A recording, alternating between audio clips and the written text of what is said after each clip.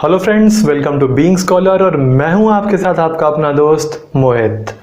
तो बच्चों, आज के इस सेशन में मैं बात करने वाला हूं फंडामेंटल राइट्स की। लास्ट क्लास में हमने कॉन्स्टिट्यूशन की बात की थी।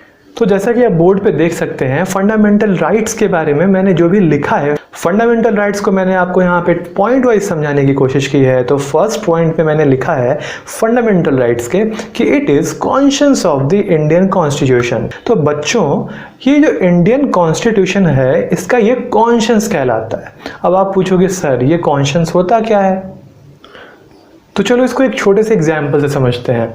जब हम लोग छोटे थे, बच्चे रहे होंगे, आपका पता नहीं आपने किया या नहीं किया, मैं बताता हूँ। मैं जब बच्चा था तो मैं जब कुछ सामान लाने के लिए दुकान पर जाता था, तो जब दुकानदार उस सामान को निकालने दुकान की तरफ पीछे जाए, तो आगे जो दुकान का डेस्क होता है उस पर कई सारी टॉफ़ीज़ रखी होती हैं, चॉकलेट्स ओपन में रखे होते थे। तो मन करता था कि अरे दुकानदार तो उधर है, एक चॉकलेट उठा के रख लेता हूँ। बट उस वक्त मन में एक बात आती थी कि नहीं, ये गलत है, चॉकलेट ये तो चोरी कहलाएगी, ये चुराना गलत है। तो ये जो चीज़ है और मुझे वो चॉकलेट चाहिए था, तो फिर मैं चॉकलेट मैं लूँ कैसे? तो उसके लिए मैंने अपनी जेब से 5 रुपए निकाले, दिए। तो दिमाग कहीं ना कहीं हिंट करता है कि बेटा ये जो तुम करने जा रहे हो ये गलत है। ओके, तो उसी तरह हमारा जो कॉन्स्टिट्यूशन है, तो कॉन्स्टिट्यूशन मान लो कि हम हैं, और जैसे कि हमारा दिमाग होता है ना, उस तरह ये कॉन्शियस है कॉन्स्टिट्यूशन का। क्या? Fundamental rights. मतलब कि फंडामेंटल राइट्स बताता है कि क्या सही है और क्या गलत है, हम जो करने जा रहे हैं वो सही है या गलत है। कॉन्शियस के बारे में मैंने नीचे लिख भी दिया है, आप एक बार पढ़ सकते हो। The part of your mind that tells you if what you are doing is right और रॉन्ग। ओके, आगे बढ़ते हैं। तो बच्चों, अब मैं बढ़ता हूँ सेकेंड पॉइंट की ओर। सेकेंड पॉइंट में यहाँ पे लिख रखा है, it protects the citizens against the arbitrary and absolute exercise of power by the state. अब भाई, स्टेट जो है, जो गवर्नमेंट है, गवर्नमेंट के पास पावर है। आर्बिट्ररी एंड एब्सोल्यूट पावर कहने का मतलब है कि उनके पावर पे किसी का कंट्रोल नहीं है, वो जैसे चाहें उस टाइम पे उस पावर को यूज़ कर सकते हैं। हो सकता है बाद में जाके कोई शिकायत कर दे तो केस वेस हो जाए, वो that is another thing, but at that time they can exercise their arbitrary and absolute power. Okay, तो ये स्टेट के बारे में बात है। तो वो जो आर्बिट्ररी और एब्सोल्यूट पावर को एक्सरसाइज करने की कैपेसिटी है स्टेट की, उससे अपने सिटीजन्स को, हम लोगों को बचाता है। क्या बचाता है? ये फंडामेंटल राइट्स। आगे बढ़ते हैं। अब अगर फंडामेंटल राइट्स की बात करें तो बच्चों, फंडामेंटल राइट्स हमारे होते हैं 6। Right against exploitation, right to freedom of religion, cultural and educational rights, right to constitutional remedies. तो ये तो एक बार मैंने रीडिंग कर दी, आपने जान लिया कि हाँ सर, इतने कॉन्स्टिट्यूशन ने हमारे इतने फंडामेंटल राइट्स हमें दिए हैं। बट बच्चे, ये फंडामेंटल राइट्स होते क्या हैं? इन सब का क्या मायने हैं, देने का क्या मतलब है? आइए देखते हैं आगे के। तो बच्चों, सबसे पहले हम बात करेंगे राइट टू इक्वालिटी की। राइट टू इक्वालिटी की हम बात करें तो ये आर्टिकल 14 से 18 में आता है। शायद आपको आर्टिकल के बारे में नहीं जानना है, मैं ज़्यादा छेड़ूंगा नहीं, क्योंकि अभी इस लेवल पे आपको आर्टिकल्स के बारे में ज़्यादा जानना नहीं है। आपको बेसिकली बस यही जानना है कि फंडामेंटल राइट्स होते कौन कौन से हैं, उन राइट्स के अंदर क्या क्या चीज़ें हमें मिलती हैं। तो अगर हम यहाँ बात कर रहे हैं राइट टू इक्वालिटी की, तो पहली चीज़ हम ये जानेंगे, मैंने बहुत अच्छे से पॉइंट वाइज बांटा है ताकि आपको समझ में आए। आप चाहो तो स्क्रीनशॉट ले लो, नोट डाउन कर लेना। फर्स्ट पॉइंट पढ़ना, all persons are equal before the law. मतलब कोई भी इंसान है, वो सब के सब लॉ के आगे इक्वल हैं।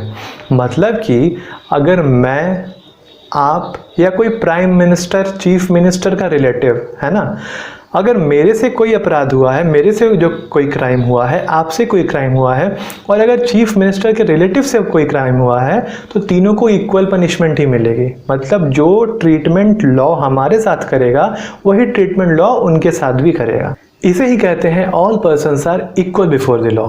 सेकेंड पॉइंट देखना, no citizen can be discriminated on the grounds of their religion, caste और सेक्स। आप किसी भी इंसान को उसके रिलीजन, कास्ट और सेक्स के बेसिस पे डिस्क्रिमिनेट नहीं कर सकते हो, उसके साथ भेदभाव नहीं कर सकते हो। तो उसी तरह अगर कोई लड़की है, वो लड़की टीचर बोले कि देखो यार, मैं तो पढ़ाती ही नहीं, मैं तो लड़कों को पढ़ाती ही नहीं हूँ, तो वो वहाँ क्या कर रही है, सेक्स के बेसिस पे डिस्क्रिमिनेशन कर रही है। तो हमारा फंडामेंटल राइट्स ये कहता है कि कोई भी आपसे रिलीजन, कास्ट और सेक्स के बेसिस पे डिस्क्रिमिनेशन नहीं कर सकता। ठीक है, अंडरस्टूड? ओके, अगला पॉइंट देखो क्या है। नेक्स्ट पॉइंट कहता है everyone has access to all public places. मतलब मेरा मन करे मैं पार्क में जाऊं, सिनेमा हॉल में जाऊं, मैं मॉल में जाऊं, मैं मंदिर जाऊं, मस्जिद जाऊं, गुरुद्वारे जाऊं, मैं हर जगह जा सकता हूं जितनी पब्लिक प्लेसेस है, मुझे कोई मना नहीं कर सकता है। आपने सुने होंगे कई केसेस, एक जगह सुना होगा आपने कि कुछ पार्टिकुलर कास्ट के लोगों को किसी एक पार्टिकुलर जगह पे घुसने से मना कर देते थे पहले के ज़माने में। तो वो सारी चीज़ें ना हो, इसलिए फंडामेंटल राइट्स में इसको शामिल किया गया, राइट टू इक्वलिटी में, कि आपके साथ ऐसा डिस्क्रिमिनेशन नहीं होगा, आप किसी भी पब्लिक प्लेस पे जा सकते हैं, कोई भी इंसान कहीं भी जा सकता है। अब बात करते हैं अगले पॉइंट की, नो डिस्क्रिमिनेशन इन एम्प्लॉयमेंट। हाँ भैया, अब किसी कंपनी ने वैकेंसी निकाली कि भाई मेरे यहाँ मेरे यहाँ इतने पोस्ट खाली हैं, मुझे ऐसे लोग चाहिए जो आके काम करें। अब वहाँ पे क्या होता है, वैकेंसी तो निकल गई, बट इंटरव्यू देने पहुंचे तो वहाँ देख रहे हैं कि लड़कियों के अपेक्षा लड़कों को ज़्यादा प्रेफरेंस दिया जा रहा है। मतलब डिस्क्रिमिनेशन हो रहा है कि नहीं भाई हम लड़कियों को नहीं रखेंगे, हम सिर्फ लड़कों को रखेंगे काम पे। तो ये चीज़ भी आपके साथ कोई नहीं कर सकता है। फंडामेंटल राइट्स का जो पहला है राइट टू इक्वालिटी, वो ये भी कहता है कि no discrimination in employment. Employment में भी आपके साथ कोई डिस्क्रिमिनेशन नहीं कर सकता है। बारिश आ गई। ओके, अब हम बढ़ते हैं अपने अगले फंडामेंटल राइट्स की ओर, जो है राइट टू फ्रीडम। तो राइट टू फ्रीडम का पहला पॉइंट ये है freedom of expression and speech. आप अपनी बातों को किसी के सामने रख सकते हो। आपके साथ अगर कुछ गलत हो रहा है तो आप अपनी बातें रख सकते हो, फ्रीडम है आपके पास, वो गलत के खिलाफ आवाज़ उठा सकते हो। तो ये हमारा फंडामेंटल राइट्स में राइट टू फ्रीडम का फर्स्ट पॉइंट। सेकेंड पॉइंट देखते हैं, the right to form associations. अब अगर मेरे साथ गलत हो रहा है, मान लो कि मैं कहीं मजदूर हूँ, है ना, मेरे साथ गलत हो रहा है, मेरी 10 दिन की तनख्वाह काट ली गई, ऐसा ही हुआ मेरे साथ काम करने वाले 8-9 मजदूरों के साथ। तो ऐसे जब वो कहते हैं ना कि दुखी का दुखी दोस्त हो जाता है ना, तो यहाँ दुखी का दुखी दोस्त हो गया। अब इन सारे दुखियों ने मिलकर एक अपना एसोसिएशन बना लिया। तो कहने का मतलब यहाँ ये है कि हमारा ये जो कॉन्स्टिट्यूशन में फंडामेंटल राइट्स का जो सेकंड राइट है, राइट टू फ्रीडम, हमें ये भी फ्रीडम देता है कि हम एसोसिएशन बना के कलेक्टिवली अपनी बात रिप्रेजेंट कर सके। अब हम बढ़ते हैं राइट टू फ्रीडम के थर्ड पॉइंट की ओर, right to move freely and reside in any part of the country. हमें एक ये भी आज़ादी मिली है कि हम अपने देश में कहीं भी जा सकते हैं, कहीं भी रह सकते हैं, कहीं भी कुछ भी खा सकते हैं। खाने की बात नहीं लिखी गई है, बट मुझे पसंद है खाना, तो खाने की बात निकल ही जाती है। एनीवेज, तो मैं ये कह रहा था कि राइट टू फ्रीडम का थर्ड पॉइंट हमें इस चीज़ की फ्रीडम देता है कि हम अपने देश में किसी भी कोने में रह सकते हैं और किसी भी कोने में बिना रोक टोक के आ जा सकते हैं। अगला point, right to practice any profession and occupation. अब मुझे अगर पढ़ाना पसंद है तो कोई ज़बरदस्ती मुझसे ये तो नहीं कह सकता कि भाई तू चल, तू दुकान खोल ले, तू राशन बेच। मेरे से कोई और प्रोफेशन, कोई मेरे ऊपर दबाव बना ही नहीं सकता कि मैं कोई और प्रोफेशन प्रैक्टिस करूं, है ना। तो हमारे पास ये भी फ्रीडम है कि अपने पसंद का ऑक्यूपेशन चूज करो, मस्त कमाओ, जिंदगी काटो, चैन से जियो। तो राइट टू फ्रीडम में हमने इतनी चीज़ें जान ली। अब हम बढ़ते हैं फंडामेंटल राइट्स के तीसरे राइट की ओर। यहाँ देखना, अब ये आता है राइट अगेंस्ट एक्सप्लॉयटेशन। एक्सप्लॉयटेशन मतलब होता है शोषण।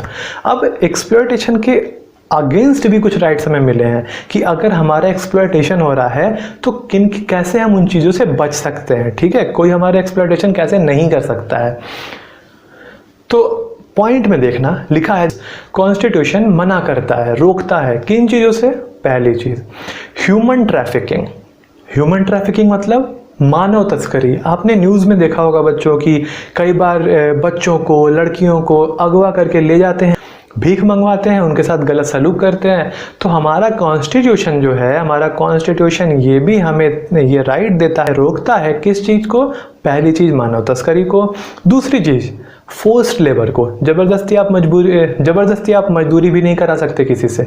अगर कोई मजदूरी नहीं करना चाहता है तो आप उससे ज़बरदस्ती मजदूरी नहीं करा सकते। अगले पॉइंट पे बढ़ते हैं, employment of children under 14 years of age. 14 साल से कम के बच्चों को आप अपने यहाँ नौकरी पे नहीं रख सकते हैं, काम पे नहीं रख सकते हैं।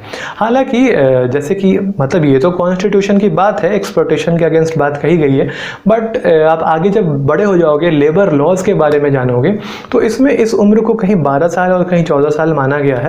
तो लेबर लॉज ये भी कहता है कि अगर आप काम पर रख भी रहे हो तो कुछ पार्टिकुलर अमाउंट ऑफ मनी होता है जो उनके पेरेंट्स को देनी होती है। खैर, हम उसके बारे में बात अभी नहीं करेंगे, हमें लेबर लॉज पे नहीं जाना है, हमें यहीं रहना है कॉन्स्टिट्यूशन पे, अपने फंडामेंटल राइट्स पे, राइट अगेंस्ट एक्सप्लॉयटेशन पे। तो हमारा आखिरी पॉइंट था कि हम 14 साल से कम के बच्चों को काम पर नहीं रख सकते हैं। आगे बढ़ते हैं। अब हमारा चौथा फंडामेंटल राइट आता है, right to freedom of religion. पहला पॉइंट तोड़ के क्या लिखा है जरा पढ़ना ध्यान से। First point is religious freedom is provided to all citizens. Religious freedom is provided to all citizens. हमारे देश का हर एक नागरिक अपने पसंद के धर्म को अपना सकता है, पूजा पाठ कर सकता है। सेकेंड पॉइंट पढ़ना, every person has a right to practice, profess and propagate the religion of their choice. मतलब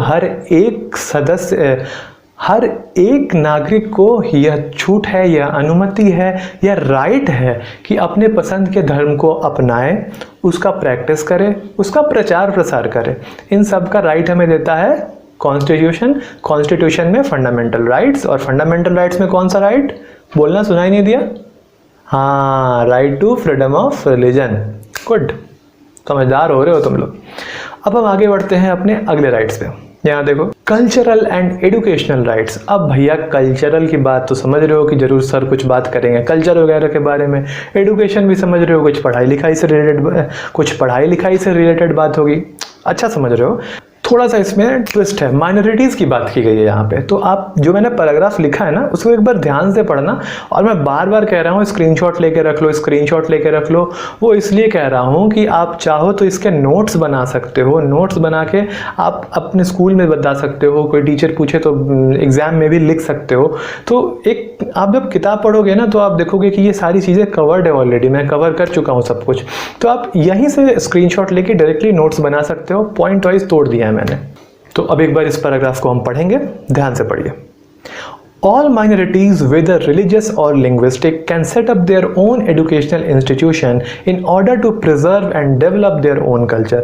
तो जितने भी माइनॉरिटीज़ हैं, माइनॉरिटीज़ मतलब जो अल्पसंख्यक, संख्या में कम है, या वो चाहे तो वो लिंग्विस्टिक बेसिस पे हो या फिर रिलीजियस बेसिस पे हो।